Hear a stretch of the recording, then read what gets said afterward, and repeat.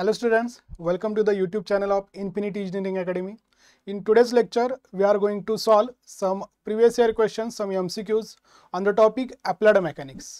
ही जी सीरीज आहे most important PYQ series आपण स्पेशली डिप्लोमाचे जे स्टुडंट्स आहेत जे अपकमिंग एक्झामसाठी प्रिपरेशन करत आहेत, मग त्यामध्ये WRD 2019 एक्झाम असेल किंवा PMCचे येणारी एक्झाम असेल, PWD असेल किंवा BMC असेल किंवा जी पेंडिंग एक्झाम आहे आपली ZPची एक्झाम असेल, तर अशा या सगळ्या एक्झाम्स ज्या आहेत तर ह्या एक्झामचे जे प्रिपरेशन करत आहेत स्टुडंट्स तर त्यांच्यासाठी ही स्पेशली आपण सीरीज सुरू केलेली आहे.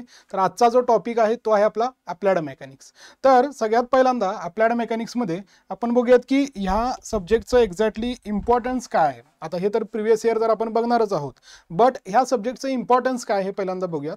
तर तुमचे जे काही स्ट्रक्चरल सब्जेक्ट्स आहेत सिव्हिल इंजिनिअरिंगमधले, मग जसे की स्ट्रेंथ ऑफ मटेरियल असेल, डिझाईन ऑफ स्टील स्ट्रक्चर असेल, RCC असेल, तसेच काही नॉन स्ट्रक्चरल सब्जेक्ट्स आहेत जसे की फ्लुइड मेकॅनिक्स असेल, सॉइल मेकॅनिक्स असेल. तर असे जे काही सब्जेक्ट्स आहेत तर ह्या सब्जेक्ट्समध्ये ज्या काही कन्सेप्ट्स आहेत त्याचा जो बेस आहे तर तो सगळा बेस जो आहे तो ह्या अप्लाइड मेकॅनिक्समध्ये दिलेला आहे. त्यामुळे जरी ह्या सब्जेक्टचं वेटेज काही एक्झाम मध्ये कमी असतं, बट तरी सुद्धा ह्याच्या ज्या काही कन्सेप्ट्स आहेत त्या तुम्हाला माहित असणं गरजेचं आहे, तरच तुमचे जे काही सिव्हिल मधले बाकीचे जे सब्जेक्ट्स आहेत ते तुमचे स्ट्रक्चर सगळे स्ट्रॉंग होणार आहेत. ओके, तसंच जे वेटेज आहे आतापर्यंतच्या एक्झाम मध्ये या सब्जेक्टवर थोडेसे क्वेश्चन्स कमी विचारलेले आहेत, बट तुम्ही जर रिसेंटली ट्रेंड बघितला, जसे की म्हाडा एक्झाम रिसेंटली झालेली आहे, त्यामध्ये जर तुम्ही क्वेश्चनचं जर काय सब्जेक्ट वाईज मार्क्स डिस्ट्रीब्युशन बघितलं तर तुम्हाला असं लक्षात येईल की बिल्डिंग कन्स्ट्रक्शन हा जो सब्जेक्ट आहे याच्यावर आतापर्यंत थोडेसे कमी क्वेश्चन्स विचारत होते. बिल्डिंग मटेरियल्सवर क्वेश्चन होते पण बिल्डिंग कन्स्ट्रक्शनवर क्वेश्चन जे आहे ते कमी असायचे, बट म्हाडा एक्झाममध्ये काय झालं, बिल्डिंग कन्स्ट्रक्शनवर क्वेश्चन जे आले ते जास्त आले. त्यामुळे सब्जेक्टचा जो आहे तो जो सिलेबस आहे कमी असू दे जास्त असू दे याच्यावर तुम्ही लक्ष नाही दिलं पाहिजे. इच अँड वन सब्जेक्ट जो आहे तो तुमचा महत्त्वाचाच असला पाहिजे. सगळ्या सब्जेक्टला तुम्ही इक्वली इम्पॉर्टन्स देऊन जोपर्यंत तुमच्याजवळ वेळ आहे तोपर्यंत तुम्ही इक्वली इम्पॉर्टन्स देऊन त्याचा स्टडी केला पाहिजे. ओके, तर हे होतं या सब्जेक्टबद्दलची इम्पॉर्टंट माहिती. आता सिलेबस काय आहे, एक्झॅक्टली सिलेबस काय आहे हा जो काय सब्जेक्ट आहे. बऱ्याच जणांचं कसं असतं, अभ्यासाला जेव्हा सुरुवात करतो तर आपण डायरेक्टली सेकंड इयरच्या सब्जेक्ट्समधून करतो, पण हा जो सब्जेक्ट आहे हा फर्स्ट इयरला असतो, मग डिप्लोमा असेल किंवा डिग्री असेल. तर ह्या सब्जेक्टबद्दलची थोडीशी लिंक असेल ती थोडीशी कमी झालेली असते as compare to the other subjects. त्यामुळे एक्झॅक्टली आपल्याला काय स्टडी करायचं आहे ह्या सब्जेक्टमध्ये, जो काय सिलेबस आहे, इम्पॉर्टंट पॉईंट्स काय आहेत ते बघूयात. तर ह्यामध्ये बघा सगळ्यात पहिल्यांदा तुम्हाला जे काही बेसिक कन्सेप्ट्स आहेत ह्या सब्जेक्ट्समधल्या अप्लाइड मेकॅनिक्सशी रिलेटेड बेसिक कन्सेप्ट, मग अगदी मास म्हणजे काय, लेंथ म्हणजे काय, टाइम म्हणजे काय, स्टॅटिक्स म्हणजे काय, डायनॅमिक्स म्हणजे काय, कायनेटिक्स म्हणजे काय, कायनेमॅटिक्स म्हणजे काय, हे ज्या काही बेसिक कन्सेप्ट आहेत ह्या तुम्हाला माहीत असणं गरजेचं आहे. तसंच तुमच्या ज्या काही फंडामेंटल क्वांटिटीज आहेत, फंडामेंटल युनिट्स आहेत, त्याचे डायमेन्शन्स आहेत, ह्याच्यावर सुद्धा क्वेश्चन्स विचारले जातात.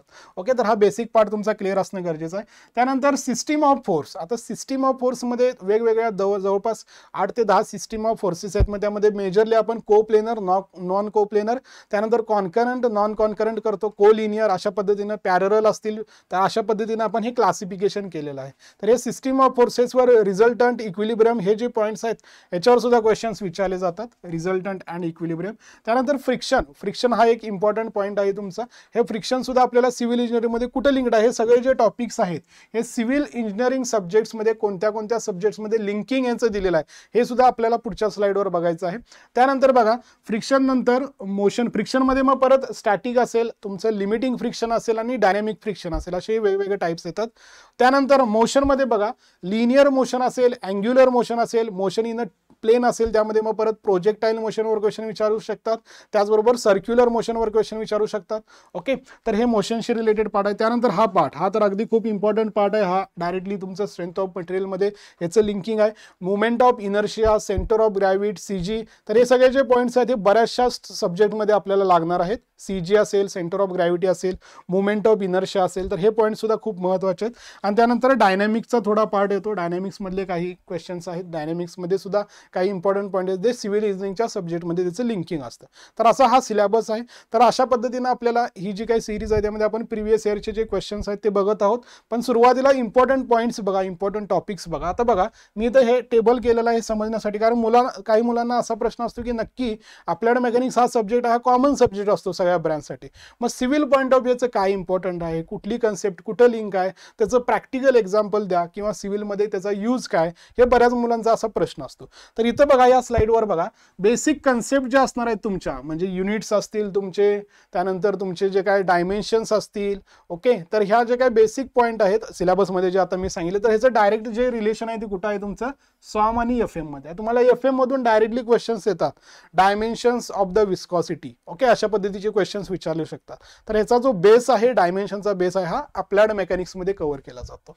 त्यानंतर बघा सिस्टीम ऑफ फोर्सेस जे आहेत, जे तुम्हाला मी पॅरलल फोर्स सिस्टीम सांगितली, कॉन्करंट सांगितली, कोप्लेनर, नॉन कोप्लेनर, हे जे क्लासिफिकेशन आहे ह्याचं जे यूज आहे हे डायरेक्टली कुठं होतं तुमच्या स्ट्रेंथ ऑफ मटेरियल मध्ये होतं. स्ट्रेंथ ऑफ मटेरियल मध्ये जिथं तुम्ही बीमचे प्रॉब्लेम सॉल्व्ह करता, मग त्यामध्ये टाइप्स ऑफ लोड असतात, टाइप्स ऑफ बीम असतात, SFD ड्रॉ करता, BMD ड्रॉ करता. तर ह्याचा जो बेस आहे हे जर तुम्हाला परफेक्ट करायचा असेल तर तुम्ही अप्लाइड मेकॅनिक्स मधलं सिस्टीम ऑफ फोर्सेस हा जो पॉईंट आहे हा पहिल्यांदा रीड करा, तो पहिल्यांदा क्लिअर करून घ्या. त्यानंतर बघा फ्रिक्शन जे मी तुम्हाला सांगितलं, स्टॅटिक फ्रिक्शन असेल, डायनॅमिक फ्रिक्शन असेल, तर ह्याचं लिंकिंग कुठं आहे? सॉइल मेकॅनिक्समध्ये तुम्ही फाय म्हणून एक अँगल यूज करता बघा, अँगल ऑफ इंटरनल फ्रिक्शन म्हणून एक कन्सेप्ट असते तुमची, शिअर स्ट्रेंथच्या चॅप्टरमध्ये असेल किंवा बऱ्याचशा चॅप्टर्समध्ये असते. तर ती जी कन्सेप्ट तुम्हाला क्लिअर करायची असेल, स्ट्रॉंग करायची असेल, ते जे टॉपिक्स तुम्हाला स्ट्रॉंग तुमचे करायचे असतील तर तुम्हाला अप्लाइड मेकॅनिक्समधला फ्रिक्शनचा पार्ट पहिल्यांदा क्लिअर करावा लागेल. तर अशा पद्धतीने हे प्रॅक्टिकल किंवा civil point of view examples आहेत. आता सर्क्युलर मोशन कुठे ऍप्लिकेबल आहे? सर्क्युलर मोशन बघा, जे हायवे मध्ये तुम्ही सुपर इलेव्हेशन असेल, बँकिंग ऑफ रोड असेल, तर हे जे काही पॉईंट्स तुम्ही स्टडी करता, सुपर इलेव्हेशन, बँकिंग, तर त्याचा जो बेस आहे तो सर्क्युलर मोशन मध्ये दिलेला आहे. ते का प्रोव्हाइड करायचं, कशा पद्धतीने टर्म्स आलेले आहेत, ह्याचा जो बेस आहे हा तुमचा मोशन चॅप्टर मध्ये अप्लाइड मेकॅनिक्स मध्ये कव्हर केला जातो. त्यानंतर बघा हा जो सगळ्यात इम्पॉर्टंट पार्ट आहे, मुवमेंट ऑफ इनर्शिया.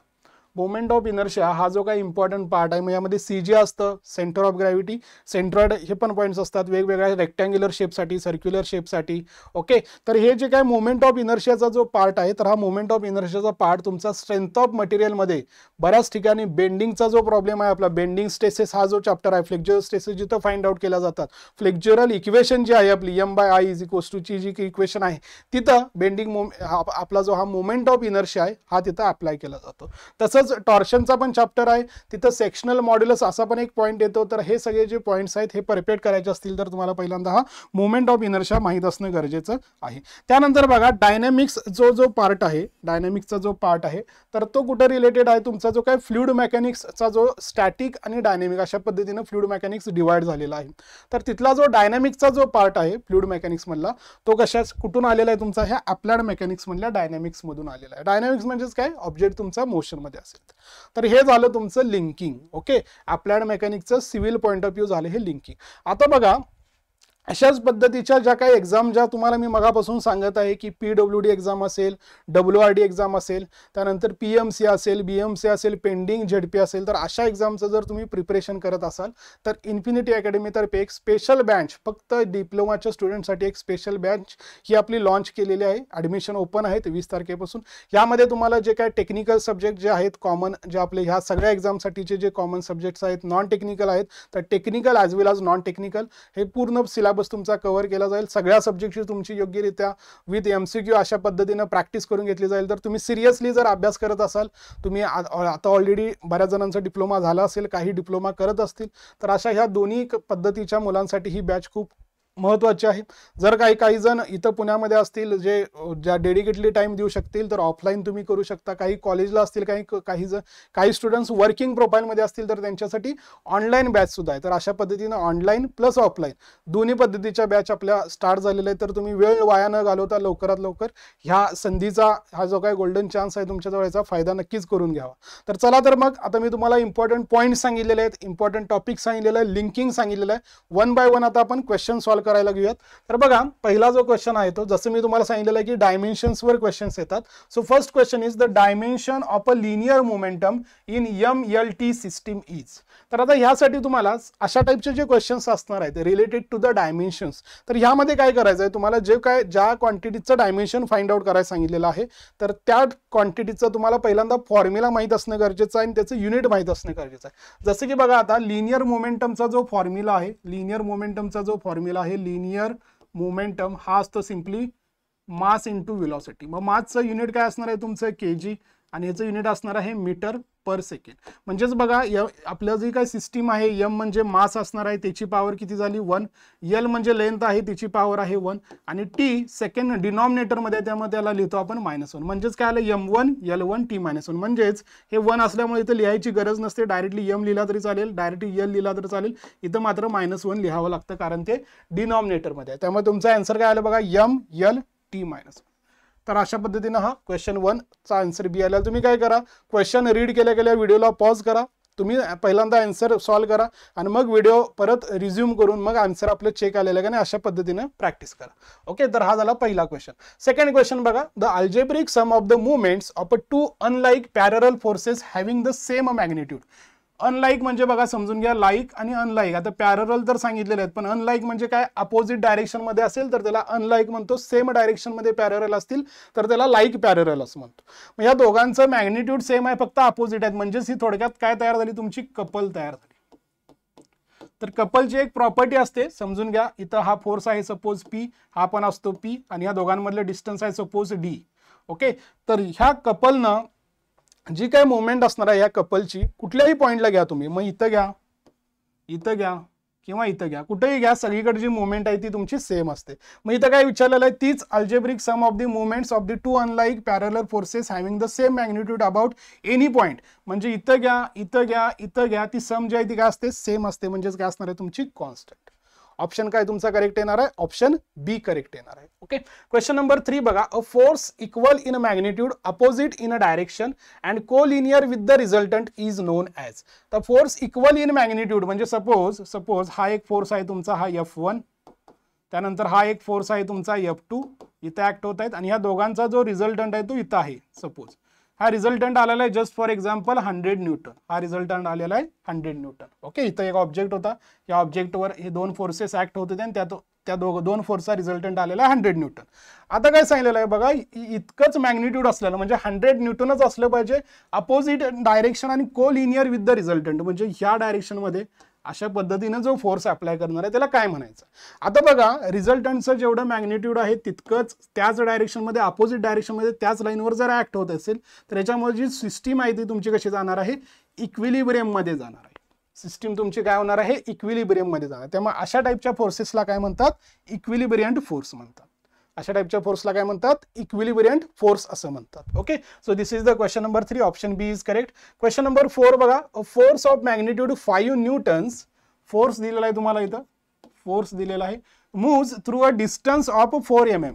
डिस्प्लेसमेंट दिलेलं आहे तुम्हाला, डिस्प्लेसमेंट दिलेलं आहे in a direction incline to 60 degree, angle सुद्धा दिलेला आहे, theta is 60 degree to the direction of the force. म्हणजे तुमचा जे काय ह्या ऑब्जेक्ट असेल याला काय केलं तुम्ही, या डायरेक्शनमध्ये फोर्स अप्लाय केला तर हिची जी डिस्प्लेसमेंट झालेली आहे ती ह्या डायरेक्शनमध्ये झालेली आहे. अशा पद्धतीचा डेटा दिलेला आहे, थीटा दिलेला आहे तुम्हाला 60 डिग्री आणि ह्या डायरेक्शनमध्ये काय तुमची डिस्प्लेसमेंट.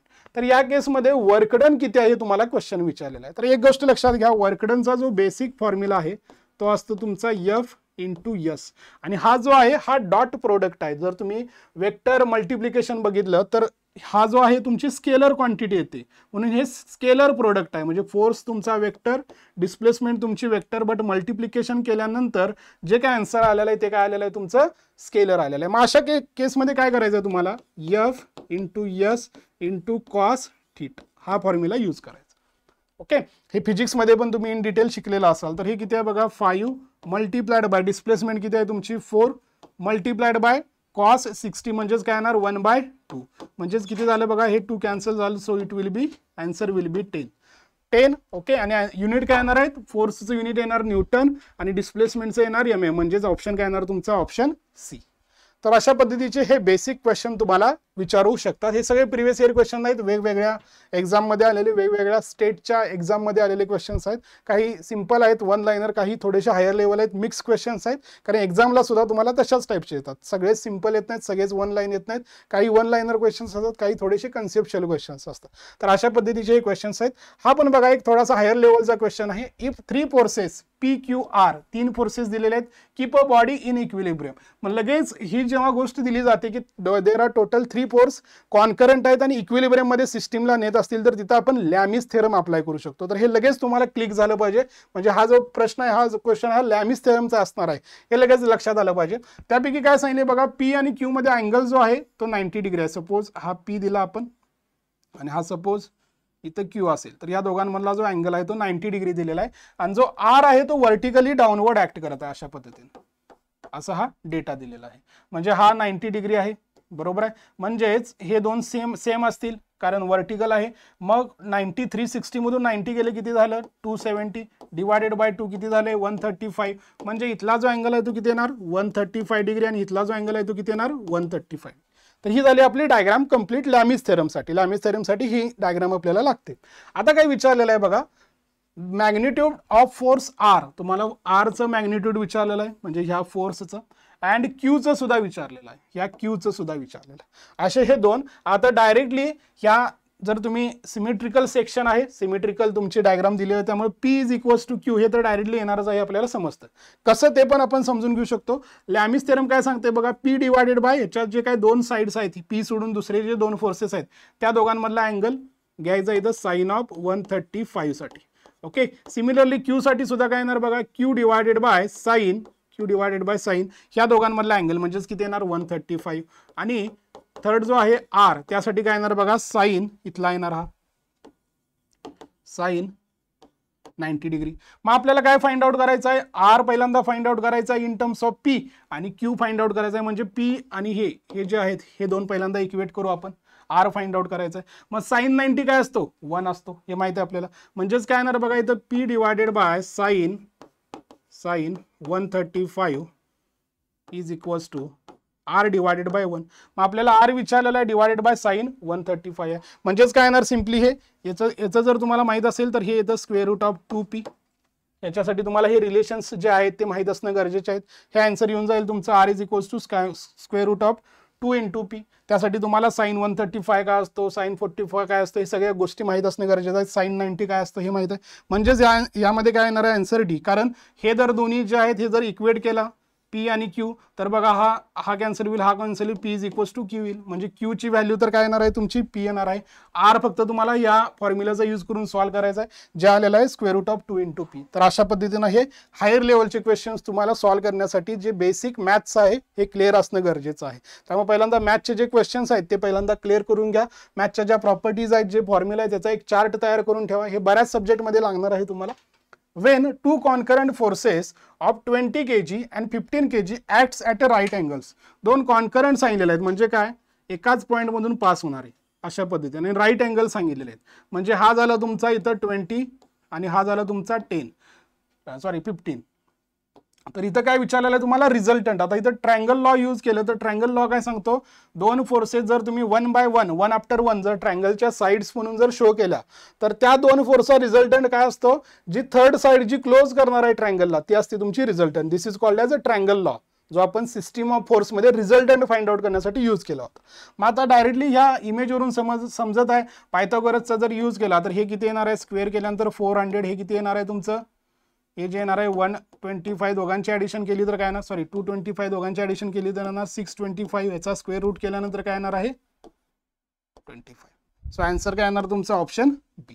तर अशा पद्धतीनं फास्टली तुम्हाला प्रॅक्टिस झाली पाहिजे. प्रॅक्टिस तुमची इतकी असली पाहिजे की अशा पद्धतीने फास्टली तुमचे क्वेश्चन सॉल्व्ह झाले पाहिजेत. हे एवढं पण डायग्राम ड्रॉ करायची गरज नाही. ह्या दोन व्हॅल्यू दिसल्या की लगेच लक्षात आलं आन्सर 25 असणार आहे. कारण हे पायथागोरसच्या 3 व्हॅल्यूज आहेत जिथं राईट अँगल ट्रायंगल आपण यूज करतो. 7th one, if the system of forces reduces the resultant, then the movement of this about any point on the line of action of the resultant will be. बघा असं विचारलेलं आहे मला की हा अशी एक सिस्टीम आहे आणि याचा जो काही फोर्सेस आहेत तर याच्यापासून हा असा रिझल्टंट आला. तर ह्या रिझल्टंटची मुवमेंट विचारलेली आहे. रिझल्टंटची मुवमेंट कुठं, ह्या लाईन ऑफ ॲक्शनवरच, म्हणजे इथं घ्या किंवा इथं घ्या किंवा इथं घ्या. तर आपल्याला माहित आहे मोमेंटम म्हणजे काय असतं, फोर्स म्हणजे आता या केसमध्ये रिझल्टंट आहे multiplied by distance, perpendicular distance, ज्या पॉईंट पासून आपल्याला मोमेंट पाहिजे तिथपर्यंत. मग आता हे ह्याच पॉईंटवर घ्यायचे आहे म्हणजेच काय येणार, डिस्टन्स काय येणार तुमचं 0 येणार, कारण त्याच लाईनवर मोमेंट विचारत आहेत ते. डिस्टन्स जर 0 आलं तर आन्सर सुद्धा काय येणार 0. म्हणजेच ऑप्शन डी तुमचा या केसमध्ये करेक्ट असणार आहे. समजते सर्वांना? ओके, तर अशा पद्धतीने हे क्वेश्चन्स विचारू शकतात. 8th वन बघा, the forces which meet at one point and have their lines of action in different planes are called. म्हणजे फोर्सेस जे आहेत ते एका लाईन मधून तर पास होत आहेत, पण त्यांच्या ज्या प्लेन आहेत, त्यांची जी प्लेन आहे ती वेगवेगळी आहे. म्हणजे बघा, इथं जर दाखवायचं झालं तुम्हाला तर अशा पद्धतीनं फोर्सेस असतील तुमचे. ही एक आहे, ही एक आहे, आणि तिसरा इथं कुठंतरी आहे. ओके, अशा पद्धतीने. तर अशा पद्धतीचा म्हणजे ट्रायपॉड, थोडक्यात आपण जो ट्रायपॉड यूज केलेला आहे, जो ट्रायपॉड जो यूज करतो आपण तो. ओके, सर्वेमध्ये जो ट्रायपॉड यूज करतो तो अशा पद्धतीचा. ओके, तर या केसमध्ये बघा, प्लेन वेगवेगळी आहे आणि एकाच पॉईंटमधून पास होत आहेत. एका पॉईंटमधून पास होत असतील तर त्याला आपण कॉन्करंट म्हणतो, आणि वेगवेगळे प्लेन असतील तर त्याला आपण नॉन को प्लेनर म्हणतो. म्हणजेच कुठला ऑप्शन येणार बघा, non coplanar concurrent forces. तो option B will be correct. Newton is that force which produces an acceleration of 1 metre per second square in a mass of 1 kg and is equals to. म्हणजे काय सांगितलेलं आहे इथं त्यांनी तुम्हाला, न्यूटनचं जे unit आहे SI सिस्टीम मध्ये दिलेलं आहे. जे आपला फॉर्म्युला असतो मास इंटू ॲक्सेलरेशन, म्हणजे मास दिलेला आहे kg मध्ये आणि ॲक्सेलरेशन दिलेलं आहे मीटर पर सेकंड स्क्वेअर. आणि विचारताना कशाने विचारलेलं आहे, डाईन्स मध्ये विचारलेलं आहे. डाईन हे जे आहे हे CGS युनिट आहे, आणि हे जे आहे ते आपले SI सिस्टीम मधले युनिट्स आहेत. मग याच्यामध्ये काय करावं लागेल आपल्याला, CGS मध्ये कन्वर्ट करावं लागेल. मग kg ला जर ग्रॅम मध्ये कन्वर्ट केलं तर 10⁻³ येणार. मीटरला जर केलं तर काय येणार बघा, 10⁻² सेंटीमीटर. आणि स्क्वेअर सेकंडला काही सेकंड आहे त्यामुळे करायची गरज नाही. म्हणजेच काय झालं, 10⁵ हे झालं तुमचं ग्रॅम सेंटीमीटर पर सेकंड स्क्वेअर, ज्यालाच आपण म्हणतो डाईन. त्यालाच आपण काय म्हणतो, डाईन. म्हणजेच काय येणार आहे आन्सर, ऑप्शन सी येणार आहे, 10⁵ डाईन. समजते? तर अशा पद्धतीची युनिट कन्व्हर्जनची पण क्वेश्चन्स विचारू शकतात. Then 10th one, the angle between two vectors to make their resultant a minimum and maximum respectively. म्हणजे दोन वेक्टर आहेत, मध्ये फोर्स असतील, सपोज हा एक आहे F1 आणि दुसरा एक आहे तुमचा F2. मग हे दोघांचा जो काय रिझल्टंट असणार आहे तो मॅक्झिमम कधी असेल आणि मिनिमम कधी असेल असं विचारलेलं आहे. तर बघा, याच्यासाठी जो आपला हा फॉर्म्युला आहे, आरची ही जी काय फॉर्म्युला आहे, F1 square plus F2 square plus 2 into F1 F2 cos theta, हा जो फॉर्म्युला आहे. तर याच्यामध्ये स्टँडर्ड केसेस असतात थीटानुसार. म्हणजे थीटा 90 असेल तर काय होईल, थीटा 0 असेल तर काय होईल, थीटा 180 असेल तर काय असेल. तर या केसमध्ये नेहमी लक्षात घ्या, मॅक्झिमम रिझल्टंटसाठी दोघांमधला जो अँगल आहे तो 0 असला पाहिजे. म्हणजे हा F1 असा पाहिजे आणि F2 पण असाच पाहिजे. आणि मिनिमम जर रिझल्टंट पाहिजे असेल तर नेहमी लक्षात घ्या, दोघांची डायरेक्शन अपोजिट पाहिजे. म्हणजेच अँगल काय पाहिजे तुमचा 180 डिग्री पाहिजे. म्हणजे एक असा असेल तर एक असा असेल. त्यामुळे काय येईल, मिनिमम विचारलेलं आहे, मिनिमम आणि मॅक्झिमम विचारलं, त्यामुळे ह्यासाठी असेल 180 आणि यासाठी असेल 0. म्हणजेच ऑप्शन काय येणार तुमचा, ऑप्शन डी येणार आहे. ओके, त्यानंतर बघा, dynamic friction may be defined as. आता फ्रिक्शनचे क्वेश्चन्स बघूया. फ्रिक्शन मध्ये जेव्हा ऑब्जेक्ट तुमचा रेस्ट पोझिशन मध्ये आहे आणि त्यावेळेला जर फ्रिक्शन डेव्हलप होत असेल तर त्याला आपण स्टॅटिक फ्रिक्शन म्हणतो. एका पॉइंटला काय होतं की जस्ट मूव्ह होतो ऑब्जेक्ट तुमचा, just move, motion just start होतो, त्याला आपण लिमिटिंग फ्रिक्शन असं म्हणतो. आणि मोशन मध्ये आहे आणि तरी सुद्धा फ्रिक्शन डेव्हलप होत आहे तर त्याला आपण डायनॅमिक फ्रिक्शन म्हणतो. म्हणजे याचा आन्सर काय येणार, friction force acting when the body is in motion. Option B येणार आहे. 12चा करेक्ट आन्सर काय येणार आहे, ऑप्शन बी येणार आहे. त्यामध्ये असंही विचारू शकतात कोणतं जास्त असतं, डायनॅमिक की तुमचं लिमिटिंग फ्रिक्शन. तर लिमिटिंग फ्रिक्शन जे आहे ते जास्त असतं, डायनॅमिक फ्रिक्शन हे कमी असतं, हे नेहमी लक्षात ठेवा. Okay, the coefficient of friction does not depend upon. म्हणजे सपोज तुमचे हे असा ऑब्जेक्ट आहे आणि हा दुसरा एक ऑब्जेक्ट आहे. या ठिकाणी तुम्ही जर फोर्स अप्लाय केला तर इथं जो काय रेजिस्टन्स डेव्हलप होणार आहे, फ्रिक्शनल फोर्स डेव्हलप होणार आहे, तो कशावर डिपेंड असतो. तर नेहमी लक्षात घ्या, हा जो आहे हा सरफेसच्या क्वालिटीवर डिपेंड असतो. म्हणजे तो रफनेस आहे की स्मूथ आहे याच्यावर डिपेंड असतो. एरिया किती आहे याच्यावर डिपेंड नसतो, किंवा किती टाइमसाठी तो कॉन्टॅक्टमध्ये याच्यावर डिपेंड नसतो. तो कशावर डिपेंड असतो, फक्त रफनेस आणि स्मूथनेस आहे का नाही त्याच्यावर. म्हणजेच यापैकी जो ऑप्शन 2 आहे याच्यावर फक्त डिपेंड असतो. पण यामध्ये इंडिपेंडंट विचारलेला आहे म्हणजे ऑप्शन ए आणि हा 3 हा कशात आहे बघा, 1 and 3 म्हणजे ऑप्शन डी असणार आहे. समजते? तर अशा टाइपचे क्वेश्चन जे आहे ते फ्रिक्शनवर येऊ शकतात. त्यानंतर question number 14, the coefficient of friction between two surface is the constant of proportionality between the applied force and the normal reaction. मग हे जे काय आपण कोइफिशियंट ऑफ फ्रिक्शन घेतो हे कोणत्या पॉईंटला घेतो, म्हणजे ऑब्जेक्ट रेस्ट मध्ये आहे ते जस्ट मोशन मध्ये चाललेलं आणि मोशन मध्ये चाललेलं. तर नेहमी लक्षात घ्या, हे जे काय कोइफिशियंट ऑफ फ्रिक्शन घेतो आपण तर जस्ट मोशन मध्ये, त्यालाच इम्पेंडिंग मोशन असंही म्हणतात. तर जस्ट मोशन मध्ये जेव्हा जाणार आहे तेव्हा हे आपण घेतो. म्हणजेच काय येणार, at the instant of impending motion, हे ऑप्शन ए येणार आहे कोइफिशियंट ऑफ फ्रिक्शनचा. आणि त्याचा फॉर्म्युला काय येणार आहे तुमचा, mu is equals to frictional force जो आहे तो डिवायडेड बाय नॉर्मल रिएक्शन. अशा पद्धतीनं तो फॉर्म्युला सुद्धा येतो. On a ladder resisting, question number 15 बघा आता. On a ladder resisting on a smooth ground and a leaning against a rough vertical wall. म्हणजे काय सांगितलेलं आहे, इथं स्मूथ आहे सरफेस आणि इथं मात्र कशी आहे तुमची रफ आहे. आणि इथं काय झालेलं आहे, ही लॅडर तुमच्या अशा पद्धतीनं रेस्ट केलेली आहे. तर इथं जे फ्रिक्शन आहे, फ्रिक्शनल फोर्स जो आहे, तर इथं काय होईल बघा, जेव्हा इथं स्टँडिंग कोण तर असेल तर ही जी आहे ती या डायरेक्शनमध्ये जाण्याचा प्रयत्न करेल, बरोबर आहे, सरकण्याचा प्रयत्न करेल, स्लाइड होण्याचा. मला रेजिस्टन्स कोण करेल, इथून फ्रिक्शन करेल, कारण इथं रफ सरफेस आहे, इथं आहे का नाही, म्हणजे इथून काय करेल तुमचा हा रेजिस्टन्स असेल. म्हणजेच कुठं असणार आहे, वॉलच्या ठिकाणी रेजिस्टन्स असणार आहे आणि तिची डायरेक्शन काय असणार आहे, हे अपवर्ड असणार आहे. हेच जर त्यांनी असं सांगितलं असतं की वॉल स्मूथ आहे आणि ही जी आहे तुमची जी काय सरफेस आहे ती रफ आहे, तर त्या केसमध्ये काय झालं असतं, हा इकडे सरकण्याचा प्रयत्न केला असता, त्यावेळेला रेजिस्टन्स जो आहे तो या डायरेक्शनमध्ये आला असता, बरोबर आहे. तो कुठं आला असता, मग तुमच्या फ्लोअरला आला असता. पण फ्लोअर काय आहे, स्मूथ आहे आणि वॉल काय आहे तुमची रफ आहे. म्हणजेच काय असेल, कुठं असणार आहे तो तुमचा ह्या अशा पद्धतीनं अपवर्ड डायरेक्शन मध्ये अप्पर एंडला असणार आहे. ओके, तर अशा पद्धतीचे हे क्वेश्चन विचारू शकतात. आता बघा, position up CG up hemisphere. Hemisphere म्हणजे काय, जो सर्क्युलर शेप असतो आपला हा, त्याचा हाफ पोर्शन जो आहे त्याला हेमिस्फिअर म्हणतो आपण. ओके, आता त्याची जी काय सीजी असतो, हा जो काय सीजी आहे, हा सीजी तुमचा ऍक्ट होतो 3/8 डिस्टन्सला. ओके, आता इथे किती दिलेला आहे, रेडियस 16, 3/8 ऑफ रेडियस, म्हणजेच किती येणार, 3/8 डिवायडेड बाय 16, म्हणजे हा 8 कॅन्सल होईल, 3 डिवायडेड बाय 2, म्हणजे कुठं किती ऍक्ट होणार आहे, 6 mm वर ऍक्ट होणार आहे. हा क्वेश्चन विचार. ओके, म्हणजे जर इथं हे जर तुम्हाला टॉप पासून विचारलं तर किती येणार, 10 mm. मग कुठून विचारलेलं आहे ते लक्षात बघायचं, टॉप पासून बघितलेलं आहे काय बॉटम पासून. इथं आता बॉटम पासून विचारलेलं आहे. ओके, फ्रॉम द बेस विचारलेलं आहे. इथं बघा, हा अशा टाईपचे क्वेश्चन जे आहेत ते खूप कन्फ्युजिंग असतात. अशा टाईपमध्ये सिली मिस्टेक खूप येतात, कारण तुम्ही नेहमी प्रॅक्टिस फॉर्म्युला केलेली असते फ्रॉम बेसची, पण क्वेश्चनमध्ये फ्रॉम टॉप विचारू शकता.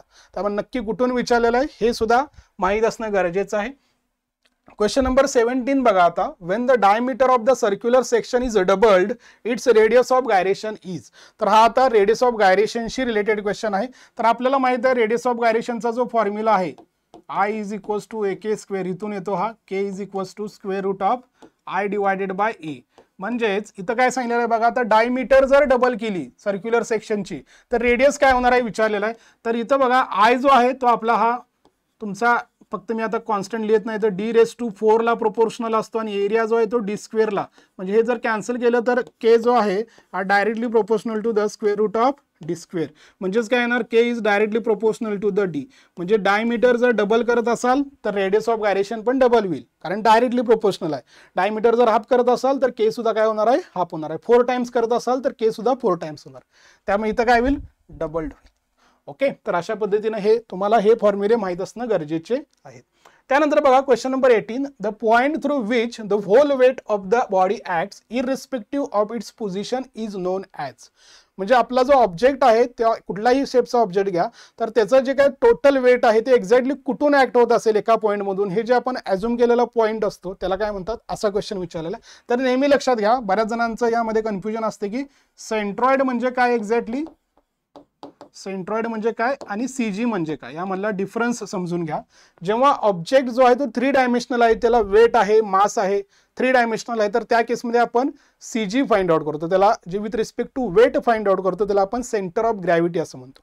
एखादा ऑब्जेक्ट आहे त्याची थिकनेस खूपच कमी आहे आणि सगळीकडून सेम आहे आणि प्लेनर डायग्राम आहे, प्लेनर सेक्शन आहे, जसं की रेक्टँग्युलर असेल, सर्कल असेल, तर तिथं आपण एरिया कन्सिडर करतो, वेट कन्सिडर करत नाही. तर विथ रिस्पेक्ट टू एरिया जे आपण फाइंड आउट करतो सेंटर पॉईंट, त्याला आपण सेंट्रॉइड म्हणतो. आणि विथ रिस्पेक्ट टू वेट जे फाइंड आउट करतो त्याला आपण सीजी असं म्हणतो.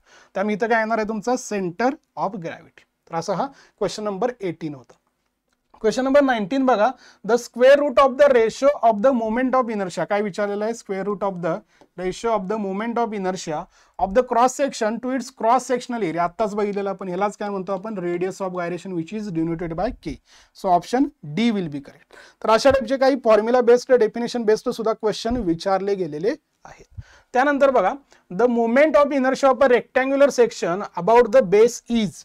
आता जो आपला रेक्टँग्युलर सेक्शन आहे इथं, तर याच्यामध्ये बघा, इथं हे असेल सीजी मधून सेंट्रॉइडल ऍक्सिस मधून जाणारा आणि हा असेल तुमचा ए बी बेसमधून जाणार, हा असेल एक्स एक्स.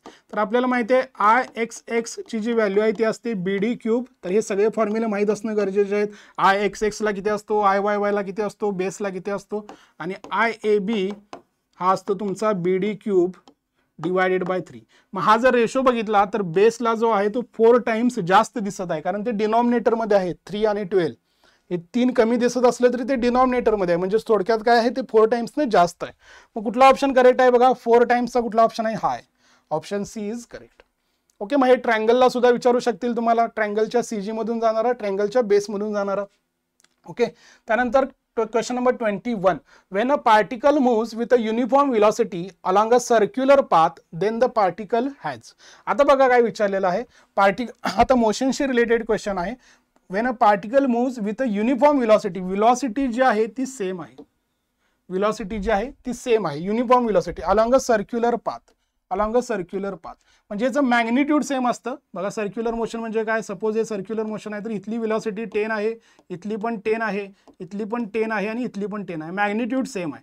मग याच्यामुळे जे आपलं नॉर्मल जे लिनियर ॲक्सिलरेशन आहे ते डेव्हलप होणार आहे का, नाही, कारण ॲक्सिलरेशन म्हणजे काय असतं, change in velocity to the change in time. But magnitude तर सेम आहे, but velocity is the vector quantity, त्याच्यासाठी मॅग्निट्यूड पण असतं आणि डायरेक्शन पण असतं, बरोबर आहे. मग वेलोसिटीचे डायरेक्शन चेंज होत आहे, मग जे वेलोसिटीच्या डायरेक्शन चेंज होण्यामुळे जे ॲक्सिलरेशन डेव्हलप होतं त्याला आपण सेंट्रीपिटल ॲक्सिलरेशन किंवा रॅडियल ॲक्सिलरेशन असं म्हणतो. असं का म्हणतो, कारण ते 90 डिग्रीमध्ये नेहमी टुवर्ड्स द सेंटर ॲक्ट होतं, बरोबर आहे. म्हणजे जिथं काय येणार आहे, टँजेन्शियल ॲक्सिलरेशन होईल का, नाही, सेंट्रीपिटल. मग टँजेन्शियल कधी होईल, जर मॅग्निट्यूड सुद्धा चेंज झालं तर त्या केसमध्ये टँजेन्शियल डेव्हलप होणार. ओके, तर अशा केसमध्ये हा क्वेश्चन नंबर 21 आहे. त्यानंतर क्वेश्चन नंबर 22 बघा, if a body moves in a such a way that its velocity increases by equal amount. म्हणजे वेलोसिटी जी आहे ती इक्वल अमाऊंटनं चेंज होत आहे, 20, 25, 30, 35 अशा पद्धतीनं इक्वल अमाऊंटमध्ये चेंज होत आहे. म्हणजेच काय, याचं जे ॲक्सिलरेशन आहे ते किती येत आहे, 5 येत आहे, आणि ते कसं आहे, कॉन्स्टंट आहे. Okay, so here uniform retardation म्हणजे हे काय, कमी होत असेल तर, युनिफॉर्म ॲक्सिलरेशन इन्क्रीज होत असेल तर, त्यामुळे ऑप्शन बी करेक्ट येणार आहे.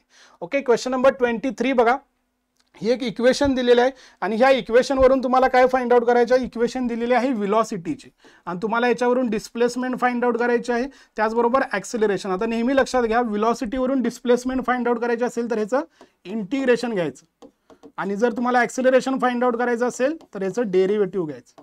ओके, तर आता याचं इंटिग्रेशन काय येईल बघा, याचं इंटिग्रेशन येईल 2t डिवायडेड बाय 2, आणि याचं काय येईल बघा 9t क्यूब डिवायडेड बाय 3.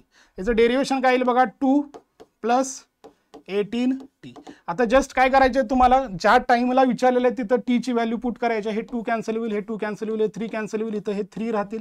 मग 3 साठी विचारलेलं आहे म्हणजेच किती येणार बघा, ते 3 प्लस इथं स्क्वेअर आहे, 3 प्लस म्हणजेच हे 9, आणि इथं हे 3 आहे आणि टीचा क्यूब 27 मल्टिप्लाइड बाय 3 म्हणजे हे 81, म्हणजे हे किती येणार आहे तुमचं 90.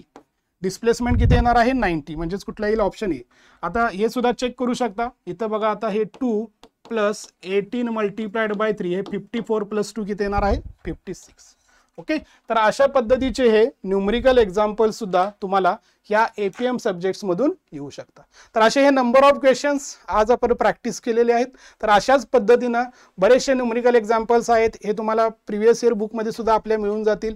डिप्लोमा लेवलमध्ये जे क्वेश्चन्स आलेले आहेत तर काही वन लाइनर आहेत, काही कन्सेप्शल आहेत, दोन्ही पद्धतीचे क्वेश्चन्स आहेत. त्यामुळे तुम्ही जेव्हा अभ्यास करत आहात त्यावेळेला दोन्ही पद्धतीचा अभ्यास करा. असं नका करू की डिप्लोमा आहे म्हणजे वन लाइनर्स येतील, असं नाही. तुम्हाला लक्षात आलं असेल काही कन्सेप्शल पण येतात. आणि हा सब्जेक्ट आहे, जेव्हा तुम्ही स्ट्रक्चरल सब्जेक्ट सुरू करता किंवा दुसरा कुठलाही सब्जेक्ट सुरू करता तर त्याच्या आधी सगळ्यात पहिल्यांदा अप्लाइड मेकॅनिक्सचा स्टडी पूर्णपणे करून घ्या, जेणेकरून तुम्हाला सॉम असेल, एफएम असेल, सॉइल मेकॅनिक्स असेल, बाकी स्ट्रक्चरल अनालिसिस असेल, त्यानंतर डीएसएस असेल, तुमचा आरसीसी असेल, हे सब्जेक्ट्स इझी जातील किंवा तिथं तुमच्या कन्सेप्ट आहेत त्या स्ट्रॉंग होतील. ओके, तर परत एकदा भेटूच अशाच पद्धतीच्या एका लेक्चरमध्ये. Thank you so much.